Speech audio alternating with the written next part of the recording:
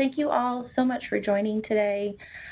This webinar, as Jesse mentioned, will be recorded and posted, and this is about starting your own BPA energy efficiency income qualified utility program. I will note that we are transitioning currently from using low income to income qualified, so there may be some instances where you see low income still referenced on some screenshots, but just know that this is being transitioned into the new name and will be effective in October 2025. So what are we going to be talking about today? Quite a few things. So we'll give you some background about our program. We'll give you some steps or tips for creating your own income qualified program. We'll talk about some popular measures and offerings, and then also some available resources like our marketing resources. And then we have a couple presenters who are on the call with us today who are going to give you some feedback of their own perspective of running an income qualified program. And then we'll close out with some final considerations. So who would benefit most from today's webinar? Really any new or existing utility staff, any implementers who work with utility programs such as nonprofits, CAP agencies, state agencies. If utilities work with tribes, they can also benefit from this webinar just to get some insight into how utility programs are designed and how they get kicked off. And then really any other implementers, private agencies as well. But today's webinar is focused mainly on our utility income qualified programs. So a little background about what our programs are. Main mission is that this is really a public interest program aimed at improving access to energy efficiency programs across the Northwest with the goal of providing it at low or no cost to qualifying residents. I know that is a sizable mission, but we do our best to realize that. All participants who benefit from this program do have to provide some proof or a self-attestation of income to the program implementers. So like I said, that could be the utility, that could be the CAP agency, nonprofit, or others. So they have to provide that in order to participate, and we'll get into more details about that in a little bit. There are a lot of benefits to providing these programs. So I'm not going to go through this list fully, but this is not a comprehensive list, and this is based on feedback that I have heard from the field, benefits that I've witnessed directly. But first and foremost, income qualified programs and providing more energy efficiency upgrades can reduce energy bills and energy burden. It can address health and safety issues like home fires, improve indoor air quality. It can help residents stay in their home longer, not just current residents, but also future generations. And it can make them more comfortable and livable. And also it's a great way to use excess EEI, especially at the end of a rate period. So we have a number of deemed measures that we offer through the income qualified utility programs, and they are available primarily for residential retrofit applications, so not new construction. We do have some limited options for commercial equipment in multifamily shared or communal spaces. So this is something that we started offering last year, I believe, and a communal space could be like an event space. You have a commercial kitchen in a multifamily. Sometimes hallways can also be considered a commercial application. So we have started to see some of those come in, but for the most part, our list of available measures for this program are for residential retrofit applications. And this is just kind of a high-level overview of kind of some of the partnerships and interdependencies of the folks who participate in this program. So we do have tribes, we have a lot of state agencies. We also, our partner utilities do a lot, and they work with CAP agencies. They can work with tribal departments and programs, state agencies, to really implement this program in a lot of different ways. So it is a little bit of choose your own adventure, depending on what your needs are and what partners you have in your region that you can work with. And speaking of community action agencies, great opportunity for partnership. They do a lot. They are typically nonprofit, private and public organizations. They can combine a lot of different funding sources, so not just utility funds, but also a lot of different federal funds as well. Each has different rules, which is unfortunate. That is kind of the name of the game. But we have also heard that a lot of CAP agencies often have pretty sizable waiting lists. Some have no waiting list, but typically a lot of CAP agencies will have maybe a waiting list of 3 months. I've also heard of waiting lists up to 4 to 5 years, sometimes a little bit longer. So it really kind of varies region to region.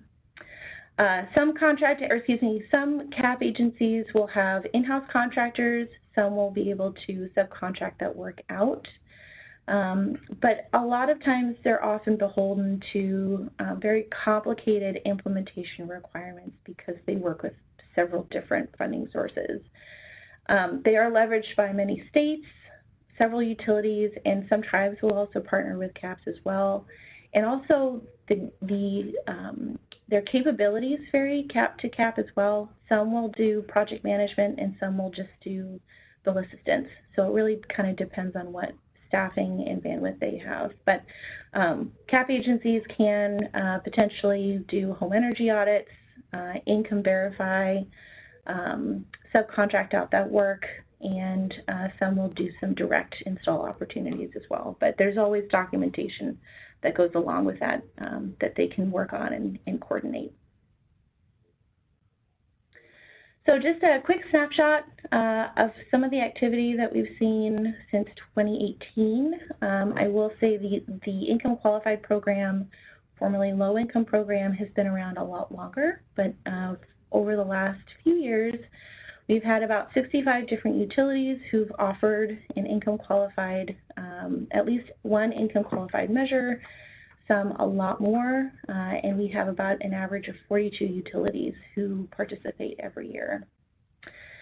It is an investment. We do have additional EEI funds that are available for repair costs. So if you have repair costs that are related to those installations, you can claim that as well.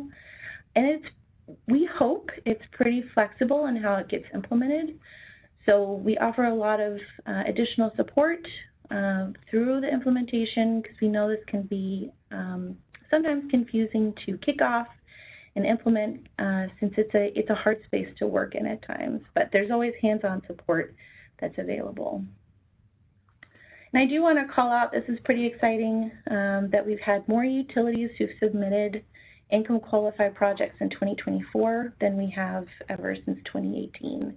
So there's definitely been an increase in the number of folks who are participating, definitely seeing a need for these programs and also becoming more familiar with how they're run, as well as we're really trying to increase the number of opportunities and measures that are available through this program. So we will continue to do that.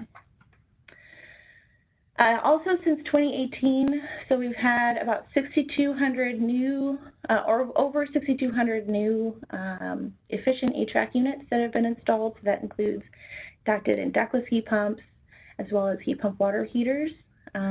We've had over 134,000 square feet of windows that have been replaced, and over 5.4 million square feet of insulation that has been replaced in an area that's been air sealed. So definitely, we just really appreciate all the work that's been done, and this is really just through our utility program. We also have another grant program as well that these numbers don't reflect. So it is a community effort to hit these numbers, and we appreciate the work that's been done.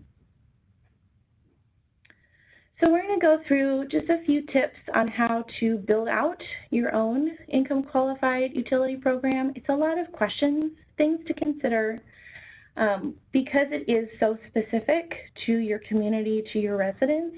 So we do have a resource through the Comfort Ready Home program that's an online checklist that's available for utilities to reference to start your own program. There's advice on performing income qualification, on how to navigate your own EEI budgets, Also some tips on partnering with your community action agency, and there's a lot of information on here.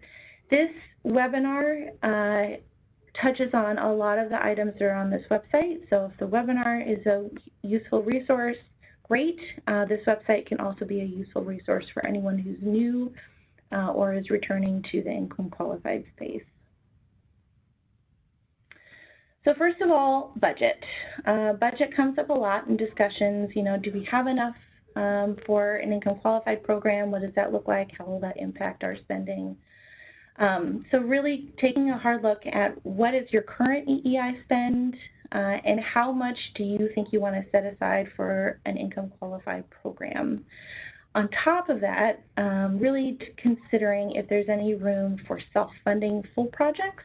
So if you're going into a home and you notice there's something that needs an update or a fix that isn't necessarily covered by the BPA program, would you have the capacity to self-fund that particular fix or upgrade?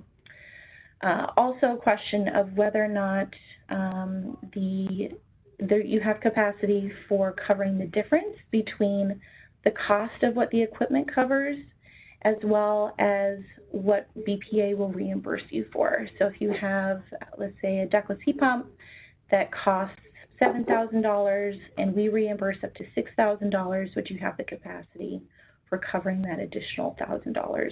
So really kind of taking a look at what your capacity is within your budget, as well as considering how much staff time you have to spare. And I know this varies wildly over utilities, that there are some folks who have absolutely no bandwidth to take on additional work. Some utilities that don't have a dedicated energy efficiency team. So really consider, can we take on this work, and reaching out to your BPA utility or CCER to see what additional support we can provide you. So when looking at income qualification, so income qualification is definitely a unique element to this program compared to a lot of our other energy efficiency programs. So really kind of determining what is your plan for income verification. Is this something that you can review with an implementer? Can you do the income verification in-house? Can you work with a CAP agency who can provide you leads with who may be income qualified? Or do you have folks who are on a LIHEAP list or in HUD housing that may pre-qualify?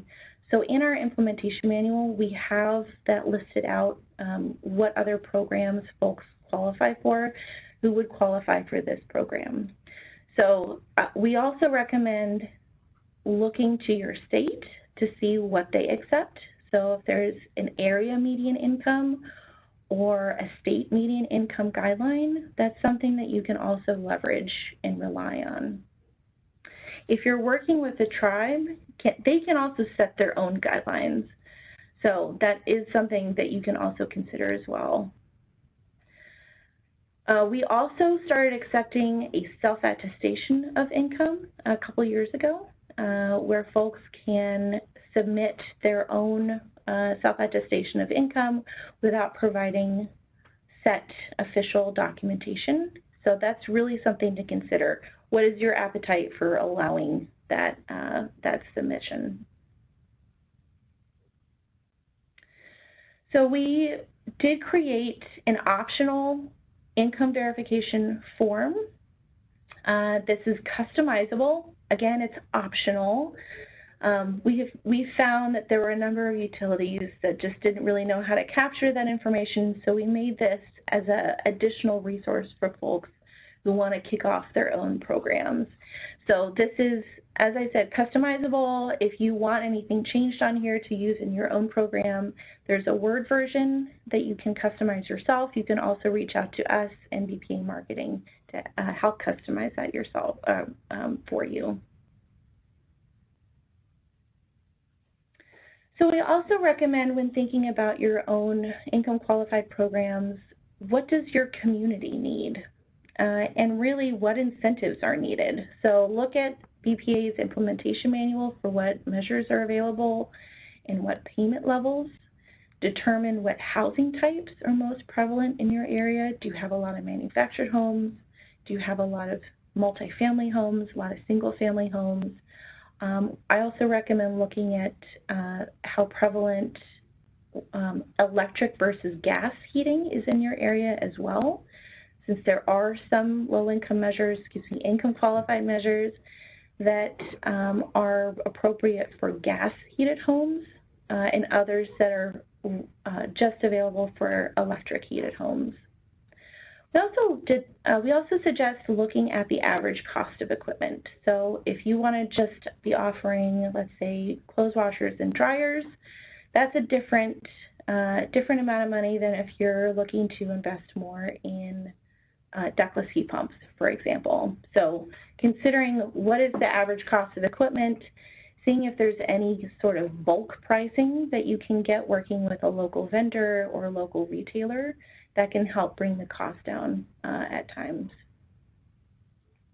Also, if you're searching for a contractor who's willing to do the work, we recommend reaching out to a Comfort Rating Home field specialist, and they may be able to connect you with a contractor who's either in your area or outside your area to come and travel to do some work in your area. And lastly, we suggest determining if you want the resident to pay for any of the measure. So we have heard in the past that some utilities have found that it's helpful to have some folks have a little skin in the game, not much, but maybe $50 here, $100 there, instead of just giving them equipment for free. So it's really kind of dependent on your programs, what you have capacity for, and your residents in the area. So looking at potential partnerships, we had recommended or had mentioned community action agencies, really looking at what kind of capacity your CAP has, if they have capacity, and if they aren't able to provide, if their waiting list is too long and they're not necessarily able to provide full project management, if there's some way that they can provide you some leads of folks who are currently income qualified, that could be a potential path for partnership. But really kind of starting those conversations with those CAPs and seeing what you all have capacity for.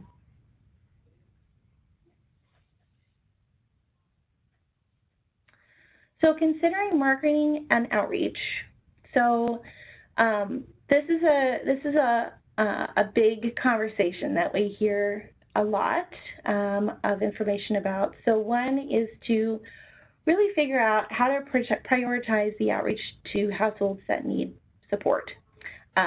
Need support can look like a lot of different things. Folks who are asking for bill assistance, or if they come in and they have high bill issues but are not necessarily able to pay their bills, or if you have a contractor who goes in to do some work in their house and realize that there's additional work that needs to be done, seeing that they have a request for bill assistance, they may qualify for this program. So it's really up to you how you prioritize that outreach and identifying those potentially eligible homes. There are also other resources like folks who are on LIHEAP lists, are in HUD housing, if they're tribal, in the HACIDA programs. There are other federal programs that they qualify for that you may be able to pull from to identify those folks who could potentially be benefiting from this program. We do, if you do want to advertise, we do recommend potentially dedicating a single page on your website to the program that's focused on potential benefits. If you want to advertise, you can advertise on social media to increase reach. And we can work with marketing, our BPA marketing, to create collateral such as bill stuffers, flyers, materials for outreach events and whatnot. But that really kind of goes back to the question of, do you want to advertise in the first place, or is this something that you want to offer as you identify those potential qualifying residents. So our marketing team is great. So if you do want to advertise and you need a little additional support on that front, reach out to us if you have an idea, or even if you say, hey, I want to start this program, I don't really know where to start. We can work with you to craft some great information based on who your audience is, based on what the event is, or the medium for advertising the program. So always reach out to us if you need that additional support. So reporting and documentation. So I've heard pretty consistently over the years that this is kind of a hang up for a lot of folks. They're a little worried about, well, what would this look like? Is it really complicated? And really, from our perspective, utilities, of course, may require additional documentation that may make it more complicated, but from our perspective in terms of reporting and beats, there's not a huge difference between reporting and beats for your non-income qualified program versus your income qualified program. So there's three key differences. One is your income qualified measure costs do have to be reported. Income qualified repair costs, if you have some repair costs that you want reimbursement for, great, put those in. If not, you just enter 0 and move on. And then other measure-specific details as necessary. So that's kind of it. There's not a huge difference, at least from my perspective. I may be missing something, but it's not a significant difference from the rest of our programs. It's not that much more complicated than already complicated programs, I'll just say that. So just a little bit on measure offerings. I just want to put this out here. It's not just weatherization. Weatherization gets used a lot in reference to income qualified programs, and that's how, it kind of goes back to how the DOE characterizes it.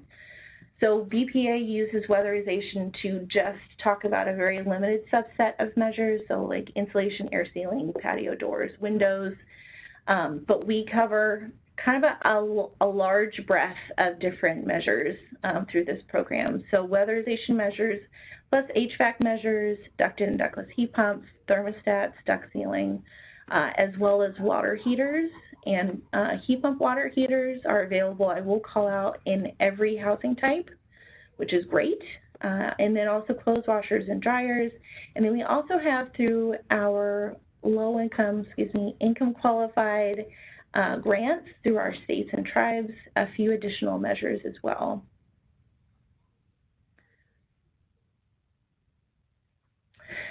So if you want more information about what incentives are available, what measures are available, all that is listed in our BPA implementation manual, section 11.9. There's examples of qualifying repair costs, measure, implementation requirements. If you have any questions about that at all, I know it's a long document, please do reach out to your BPA energy efficiency representative. So most of our measures are paid dollar for dollar up to a payment cost cap. So for example, ductless heat pumps are paid dollar for dollar up to $6,000.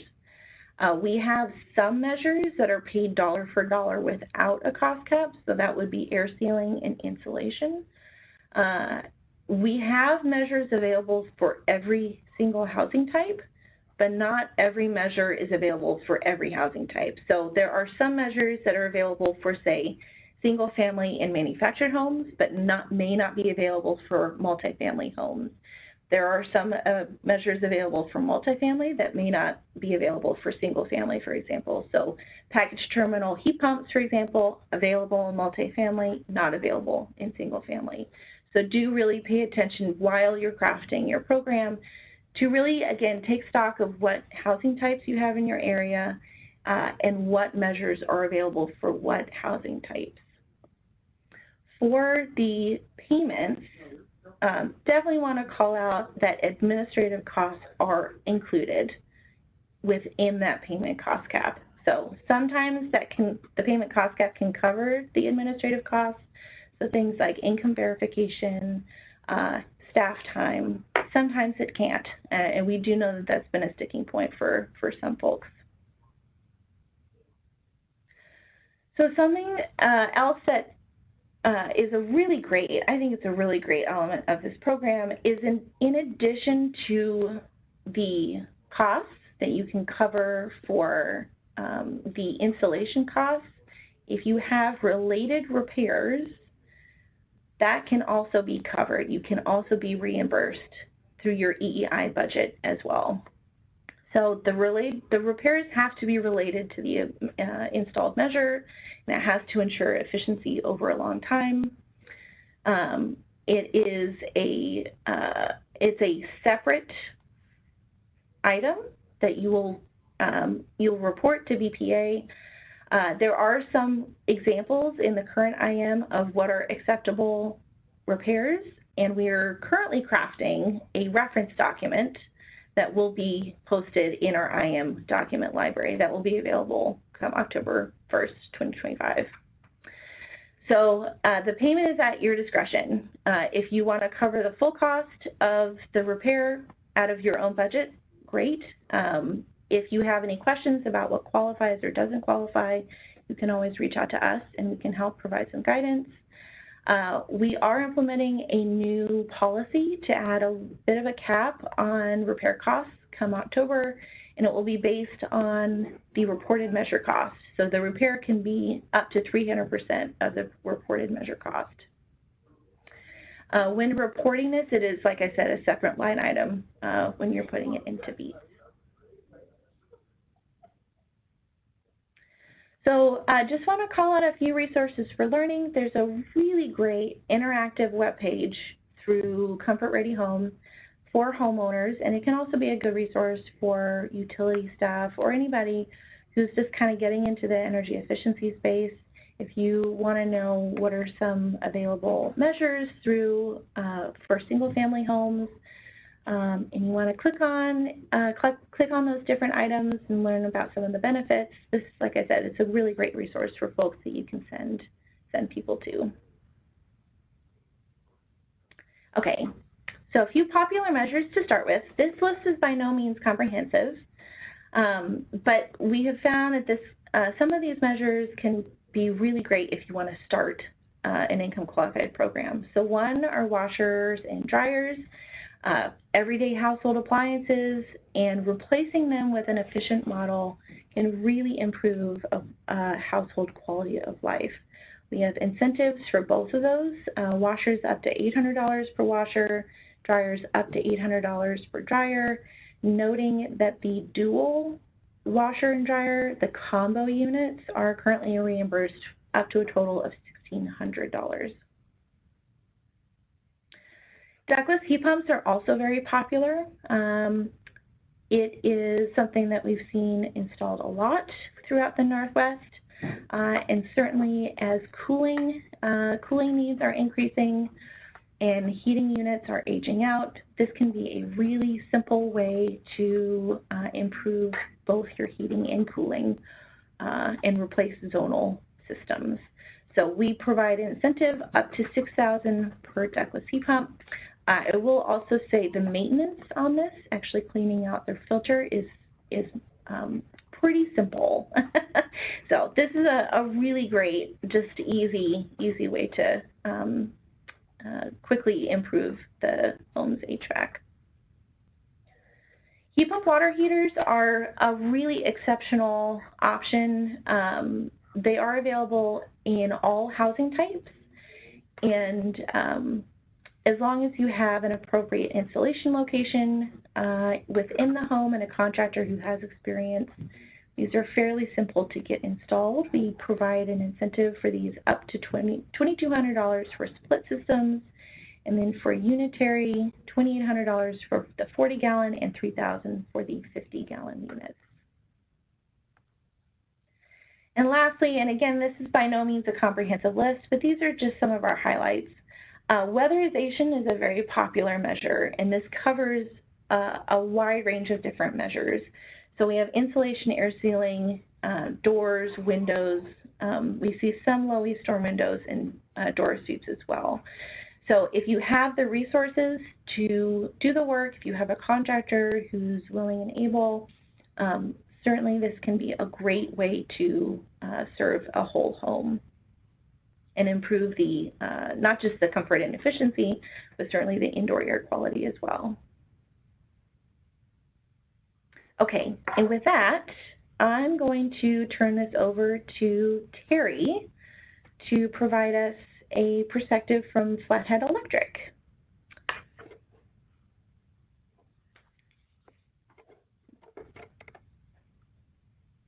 So one of the questions we were asked is, why did we get into the income eligible rebate? And our answer is pretty simple. We were having trouble spending our money for the rate period. Over time, you know, some of those measures have gone down as far as the amount of the rebate, or tightened up a little bit on what you could put in, such as the ductless heat pumps, or they just weren't keeping up with the rising cost of installation. So we were having issues meeting, you know, meeting our goals for spending our money. Next slide.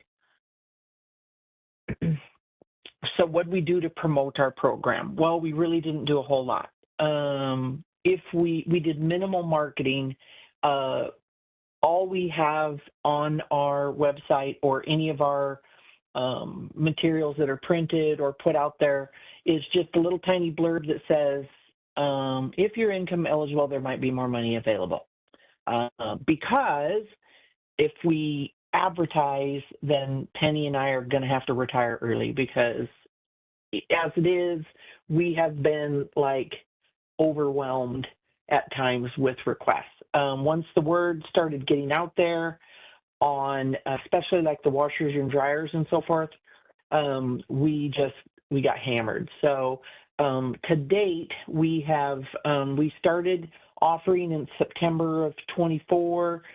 We really started ramping up into 25.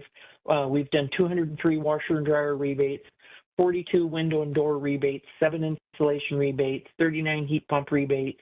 That's residential, individual in the home. We've actually done 3 multifamily heat pump rebates now, and I think I said that was a total of 94 apartments. I can't remember now. And then we have 2 more multifamily heat pump projects coming up.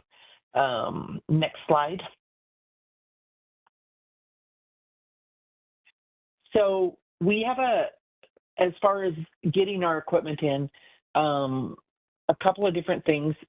Contractors, we have a fairly robust list of contractors that are qualified to do a lot of the installations.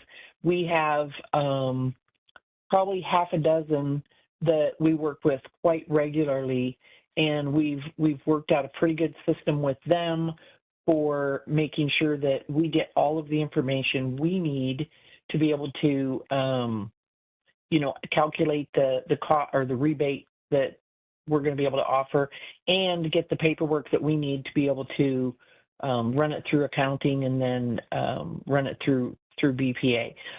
Penny does we don't really work with the beats stuff.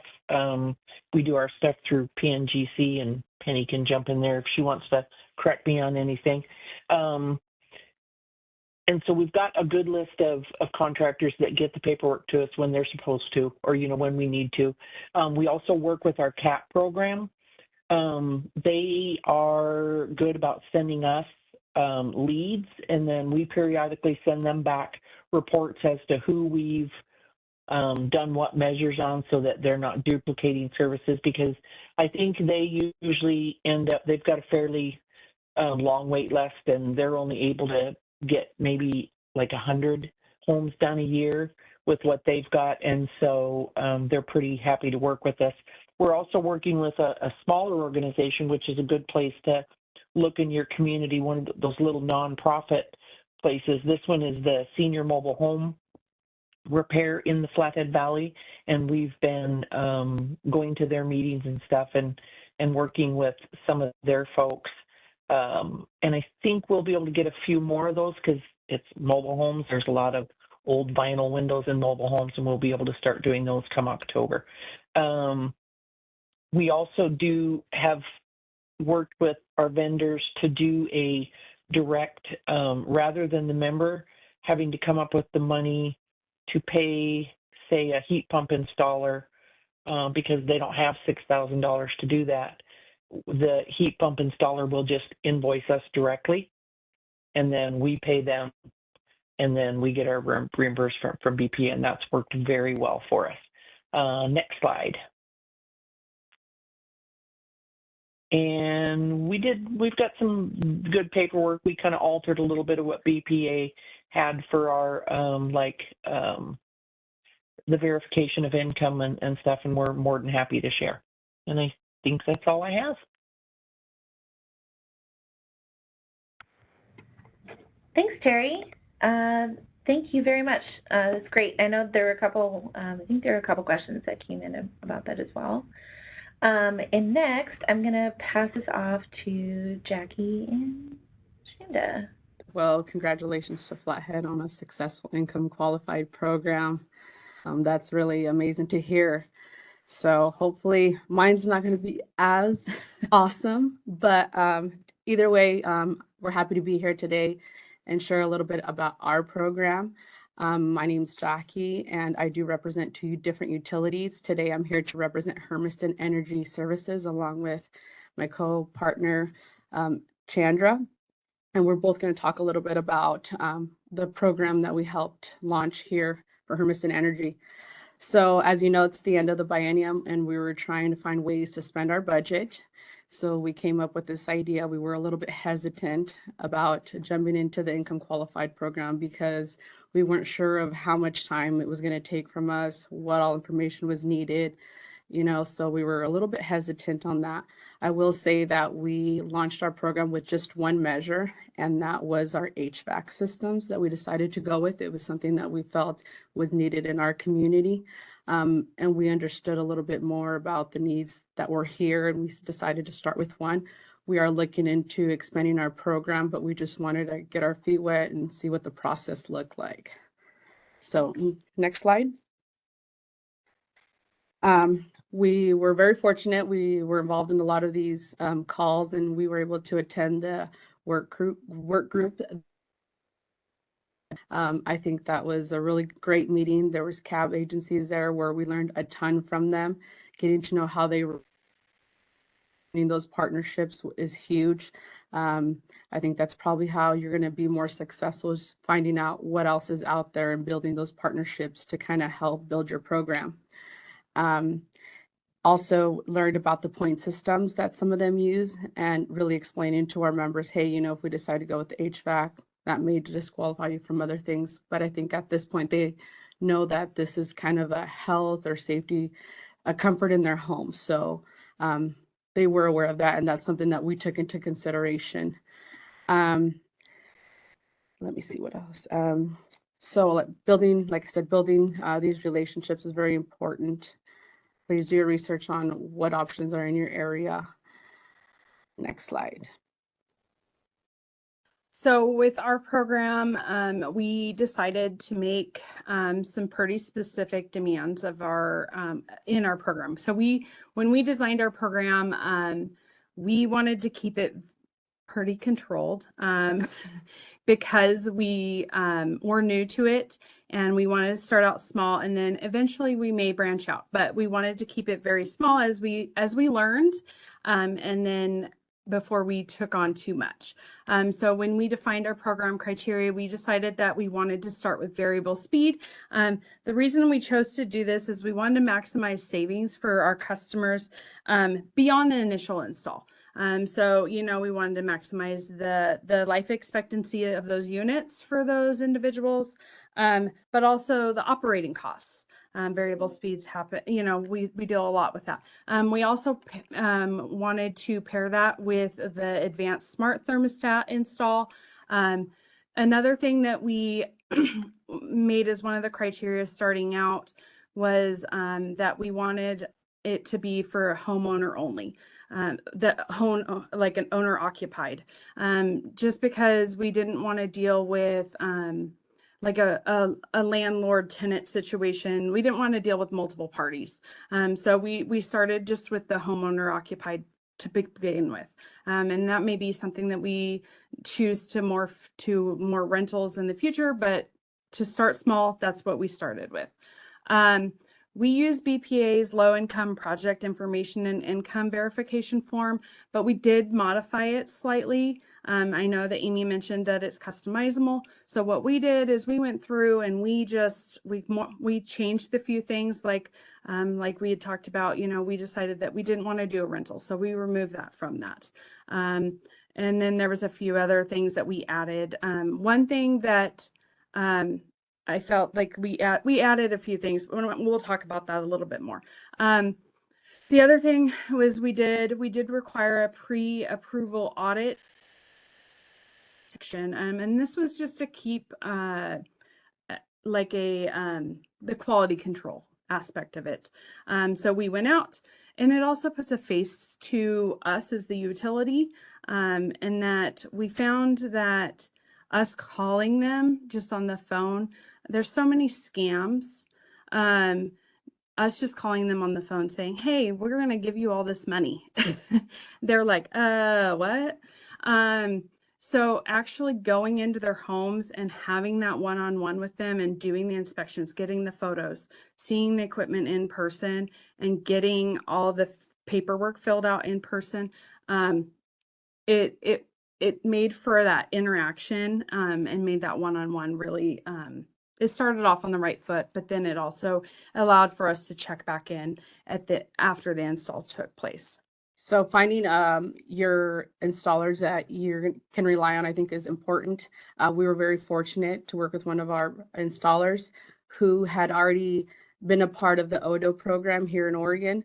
So he had a list of possible candidates that could potentially qualify for our program, and that was amazing because that alleviated some of our time.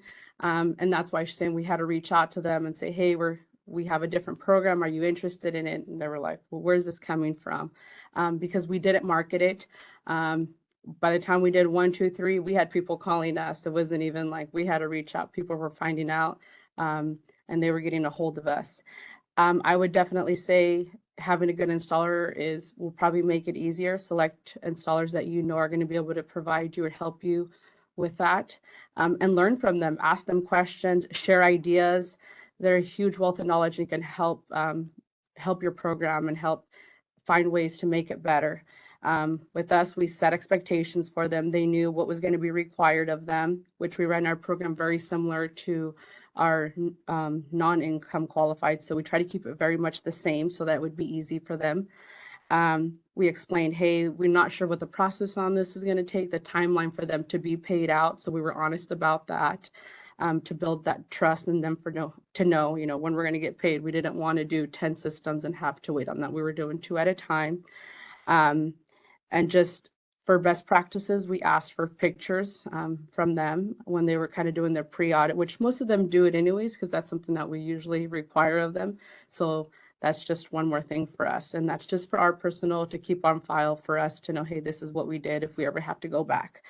You said we work very closely with our installers. So when we did ours, we didn't work with a bunch of installers. We chose one.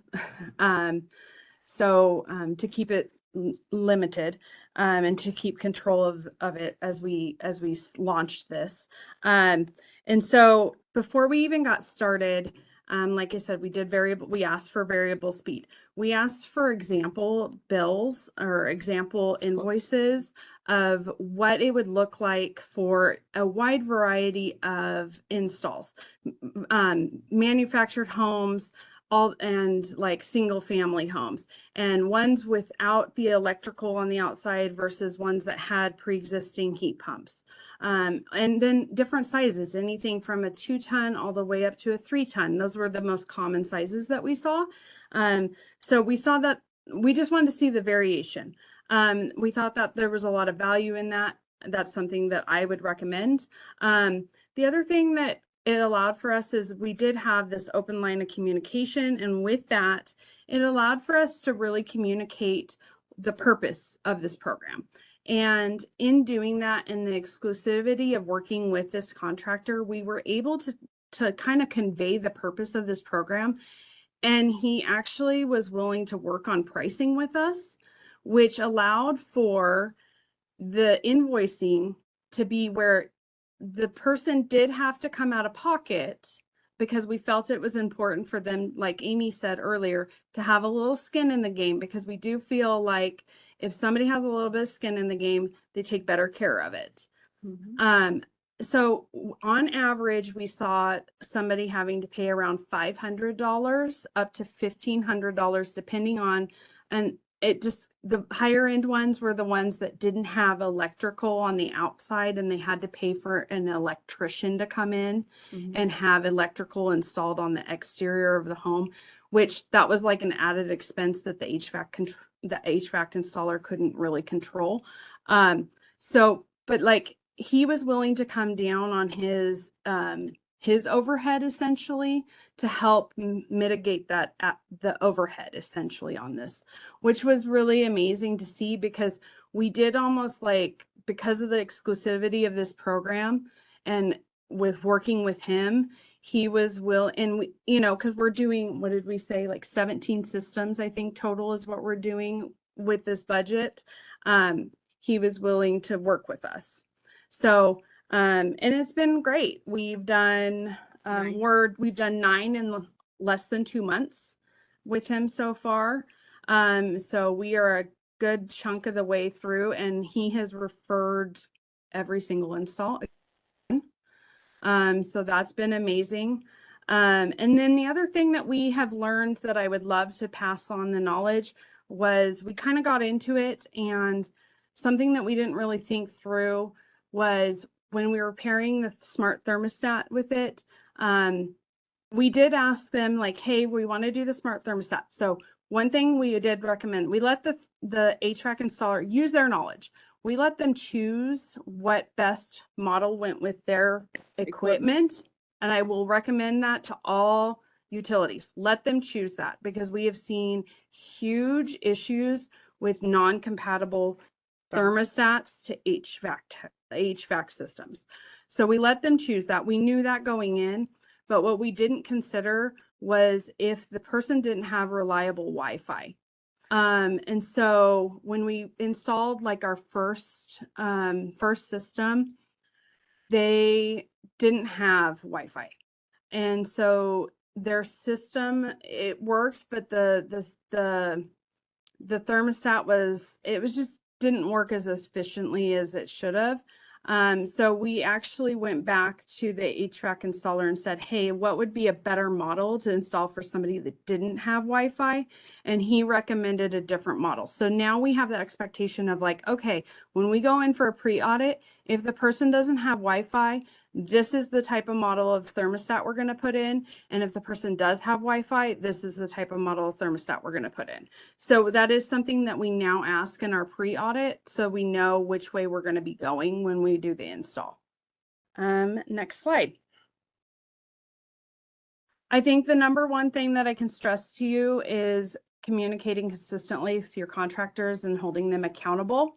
That is like huge. I think we've seen a lot of, they get busy and they're constantly on the go, and it's, you know, it's really easy to get going, but like just following up. How are things going? What's going on? When are you going to finish with this? How are you out on this? When's this going to install?